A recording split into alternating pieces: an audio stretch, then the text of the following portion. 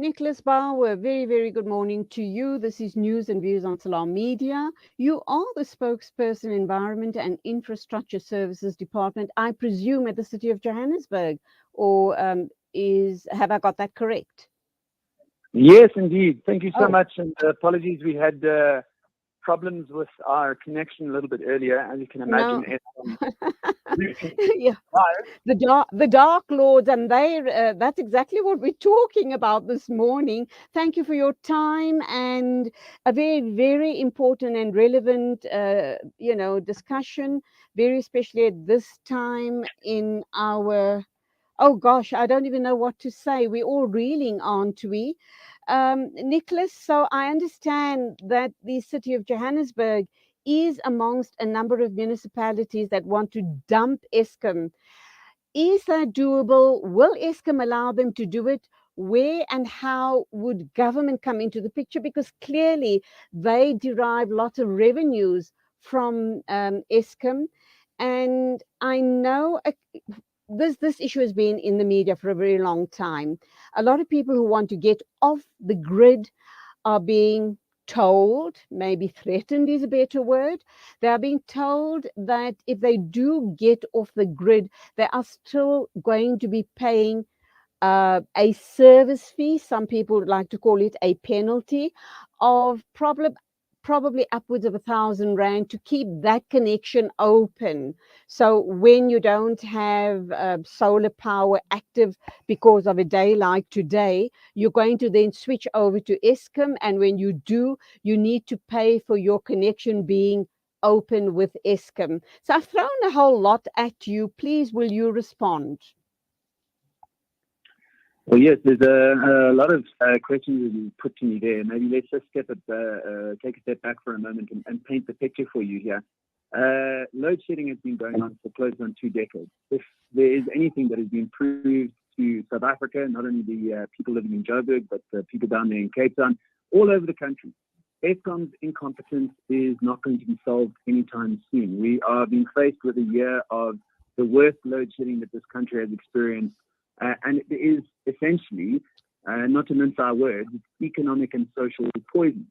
So against this backdrop, the multi-party government in Johannesburg is going to forge forward with an independent power producer program where we are going to be opening up the call for any independent power producer to put proposals on the table that will provide power into the grid here in Johannesburg, managed by City Power, and essentially provide options, right? We're not going to be able to completely end our reliance on an absolutely incompetent Eskom, but we are going to be able to shield Johannesburg residents from the very worst of load shedding. We're hoping we'll be able to put megawatts into the grid that will lessen the effects of load shedding to a point that when the entire country is called for stage 4, hopefully we'll be able to only implement stage 2 and the like. If we are saddled with stage 6 throughout the entire country, provided we have enough megawatts into the grid from independent power producers, we will be able to perhaps go to a stage 4 load shedding. Now you're going to be asking how, and how are we going to manage it in terms of the revenue that is generated through Eskom and indeed through bulk purchases into our local service provider, City Power. Well, we're not only undertaking an independent power producer program where we're hoping to have an energy mix ranging from gas and other sources of energy like renewables, but we're also trying our level best to ensure that every single municipal building in Johannesburg becomes green, starting with the headquarters of City Power in Reuben. They're going to be installing solar panels and ensuring that largely the building runs off renewable resources, so we set the example. And we're hoping that coupled with the independent power producer program and other efforts to save electricity, and also retrofitting all of our street lights in the city of Johannesburg with LED lights to save up to 5 times more power than your traditional, very old, huge light bulb street lights. And we're hoping that this is the beginning of us ending our reliance on Eskom. It's early days. You don't want to be able to say that next week we can kiss Eskom goodbye, because that's just not realistic. But what we are trying to do is that in the next 2 weeks, we'll open up the bids to have independent power producers put the options on the table. We'll have a look at what is the most suited, fit for purpose in Johannesburg, and start putting megawatts into the grid where Eskom has roundly failed to do so. Okay, a couple of months ago, maybe even a couple of weeks ago, there was an independent power producer somewhere just outside of Sandton, I think Lindrow Park or in that area, who was wanting to supply power to a certain suburb in that part of Johannesburg. And Eskom suggested that it was not legal.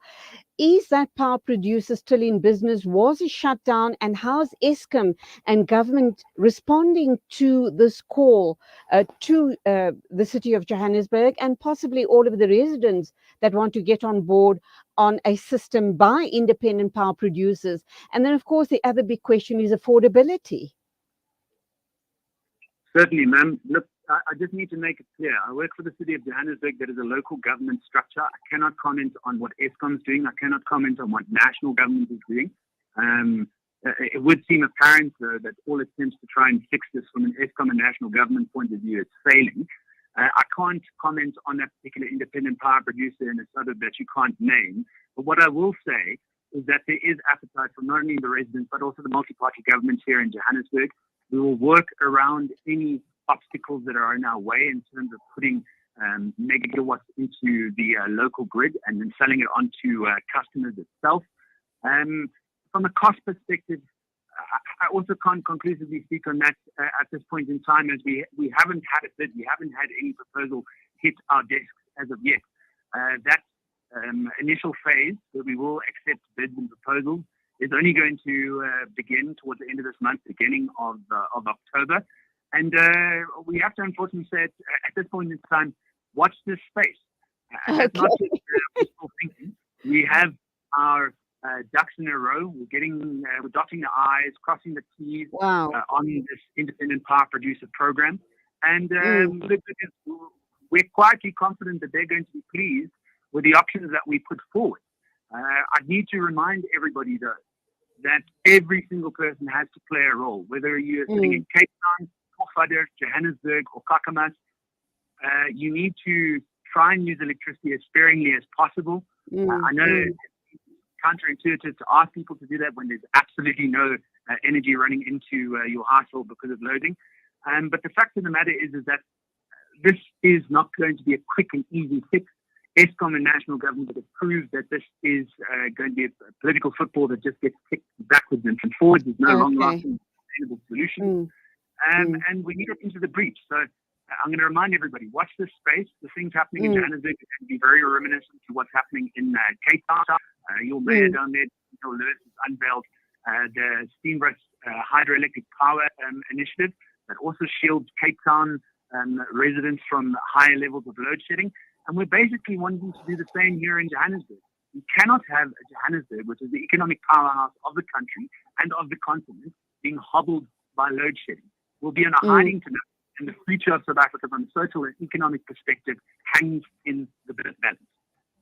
Good on you guys. I do appreciate your the energy and just how innovative you guys have become. And I also do appreciate that there's certain questions you couldn't respond to simply because you're talking at a local government level and you can't speak for Eskom, etc. But these are the issues, the burning issues as regards not only myself, but the entire country. We certainly will be watching this space. And when I asked you about cost, which you obviously can't comment on right now because you don't know who's going to be coming on board. But just from a personal point of view, my hubby and I were looking at, we were doing a bit of homework. We were trying to go the solar route, and it is pretty expensive, though we are being told as well that in 5 years' time it will pay for itself. So people who want to get off the grid, I guess they need to do lots of homework and possibly engage on a continuous basis with the City of Johannesburg and see what their best options are, I should imagine. Nickolaus? Yes, you're very correct. Also look from a personal perspective as well. The cost of home-based solar or other renewable energy into your home directly has come down significantly over the past couple of years. As you can imagine, governing the laws of supply and demand, obviously, it's not going to become, it's not going to be cheap to install something when the demand is so high during stage 6 load shedding. But I should imagine,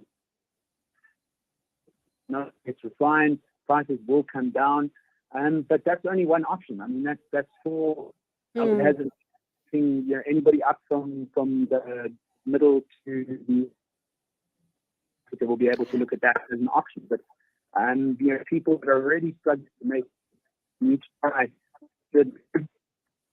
Okay, we're losing Nickolaus there. We're going to have to end it, unfortunately.